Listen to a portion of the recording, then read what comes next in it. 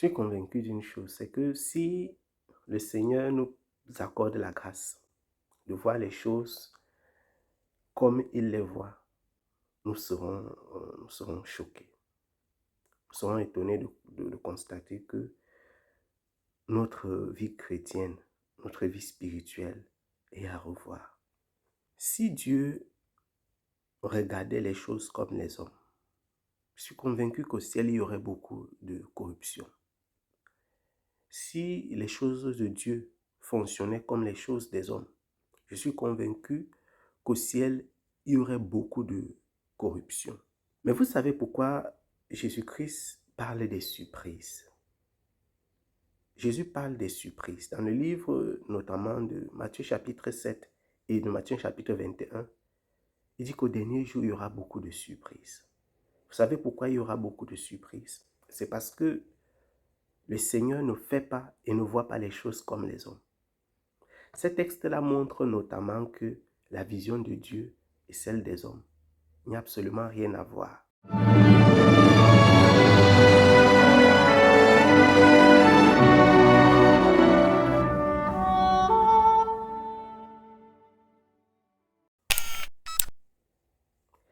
Shalom et bien-aimés dans le Seigneur.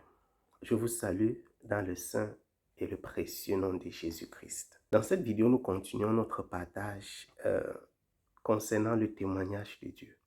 Le témoignage de Dieu est plus grand.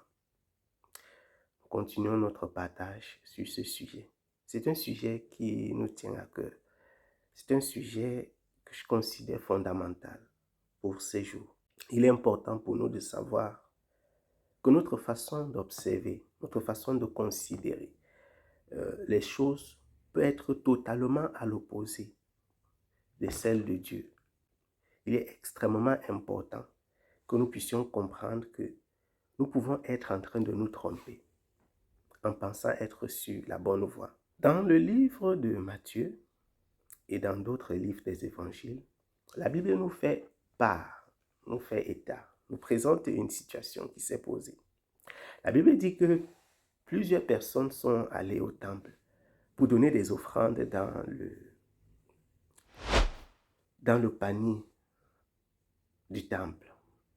Et pendant que ces personnes étaient là, il y avait les uns qui donnaient beaucoup d'argent, qui étaient riches, qui possédaient, ou alors qui démontraient par leurs dons qu'elles avaient, et voilà, qu'elles pouvaient donner. Mais la Bible déclare qu'il y avait une vieille femme qui, elle, avait mis 2 pièces d'argent. Et lorsqu'elle a mis ces 2 pièces d'argent, les gens étaient choqués. Les gens étaient scandalisés. Mais comment est-ce possible? Hein? Tu donnes 2 pièces d'argent. Comment tu peux donner 2 pièces d'argent? Je t'ai dit, tu es venu jusqu'ici pour donner 2 pièces d'argent. C'est quoi cette histoire? C'est quoi cette histoire? Tu donnes 2 pièces d'argent. Mais Jésus a dit, elle a donné tout ce qu'elle avait pour vivre. Cette déclaration de Jésus, c'est comme une gifle. Est-ce qu'il vous est arrivé lorsque vous étiez dans les communautés chrétiennes, parfois de ne même pas vous lever, lorsque vous allez dans les communautés chrétiennes plutôt? Je me souviens, il m'est arrivé de ne pas aller devant, de ne pas aller donner l'offrande parce que tellement ce que j'ai est petit. C'est pas que je ne veux pas donner, mais c'est que je considère que c'est petit. Je me souviens, ça m'est arrivé maintes fois de regarder, j'ai dit que ça c'est quoi ça? Je vais aller donner 25 francs, 50 francs, ça ne représente rien. Quand je vois comment les gens vont avec les billets, je dis non, ça, c'est pas possible.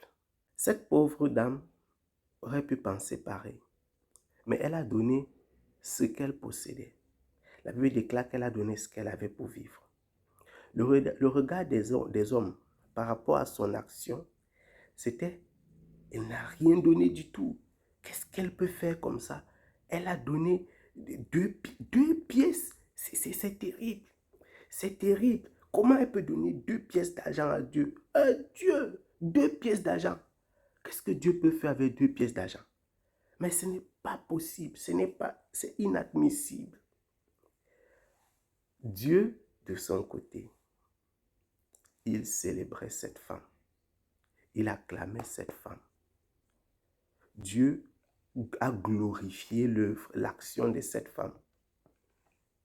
Pendant que les hommes la critiquaient, la dénigraient et considéraient son offrande comme étant trop petite, insignifiante. Et qu'est-ce qu'on faisait? Les premiers ou alors les autres, ceux-là qui donnaient beaucoup, ils avaient l'acclamation des hommes, l'approbation des hommes. On était content de recevoir leur offrande. Je me souviens quand j'étais à l'église évangélique du Cameroun. Chaque fois, il y avait des chantiers dans les différentes communautés que j'ai visitées dans cette église.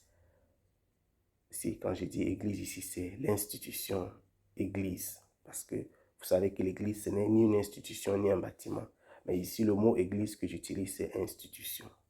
Donc, désolé pour l'abus. Donc, dans cette communauté, dans cette église-là, qu'on appelle Église évangélique du Cameroun, qui est une dénomination du Cameroun, il y avait beaucoup de chantiers. Beaucoup de chantiers. Et chaque fois, on organisait des collectes pour les chantiers. Je me souviens que quand les gens se levaient pour faire des promesses, je donnerais 1 million de francs CFA. Le pasteur prenait la parole. Oh, monsieur tel est comme ça. Monsieur tel et sa famille sont comme ci. C'est vraiment magnifique d'avoir des hommes capables de soutenir l'œuvre de Dieu. C'est extraordinaire. Que la chorale entonne un chant. C'est des choses que j'ai vues, auxquelles j'ai assisté. Et quand quelqu'un se levait pour dire, je donne 2 tonnes de ciment et 500 000. La chorale debout, acclamation, les anciens, les ceci. Et on élevait, on exaltait ces personnes. Et plus le montant était élevé, plus on faisait du bruit. Plus le montant était élevé, plus on faisait du bruit. Et j'ai vécu avec ça. On garde dans l'esprit, on garde à l'esprit que plus tu donnes, plus les gens t'acclament, plus les hommes t'acclament, plus tu es en conformité avec ce qu'il faut faire, avec ce que Dieu veut, puisque l'Église est d'accord avec toi. Et on le voyait, les gens qui donnaient les 10 000, les 20 000, c'était, voilà, dans une enveloppe, ça passait incognito. Les gens comme nous qui étaient étudiants, on était extrêmement frustrés. Élèves, frustrés de voir que tu n'as ni d'argent, tu n'as que l'argent que tes parents te donnent comme argent de poche. Frustré. Tu dis, mais comment ça se passe? On n'a rien. On n'a rien, on ne peut pas donner, on ne peut pas participer, on ne peut pas recevoir les acclamations de Dieu.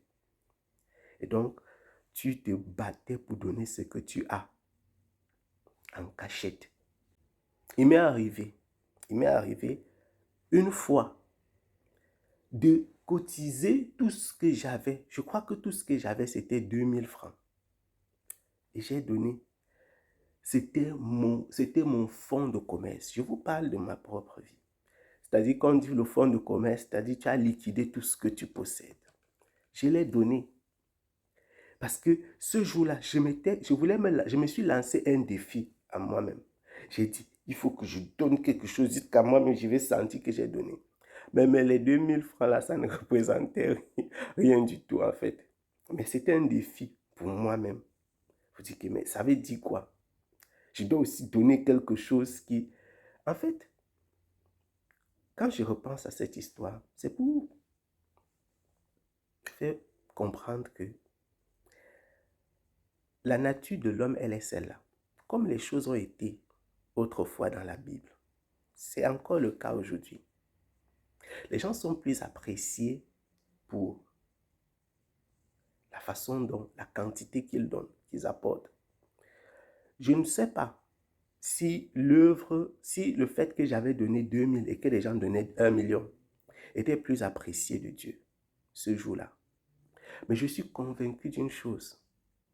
J'avais éprouvé un sentiment de satisfaction étonnant en le faisant.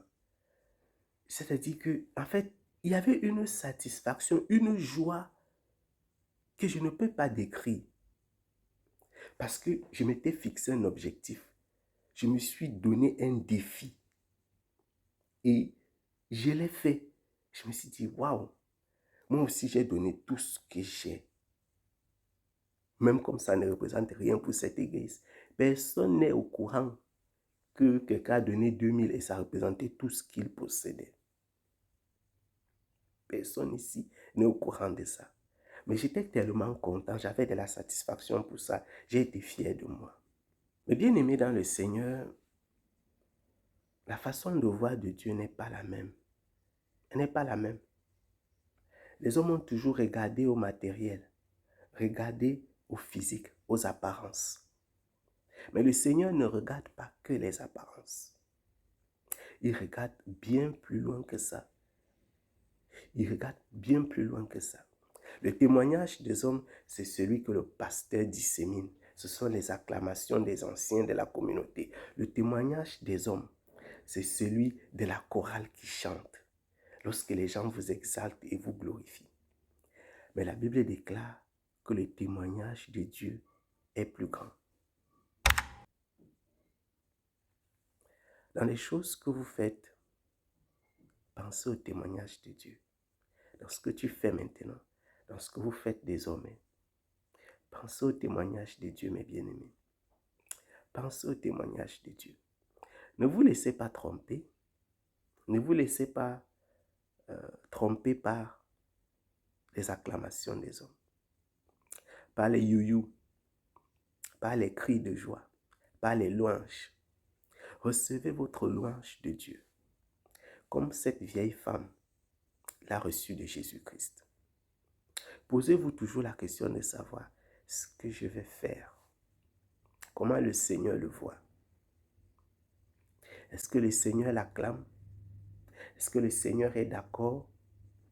Ou alors, je le fais tout simplement pour glorifier ma chair? C'est extrêmement important. Parce que le témoignage de Dieu est plus grand. Soyez abondamment bénis, mes bien-aimés. Shalom.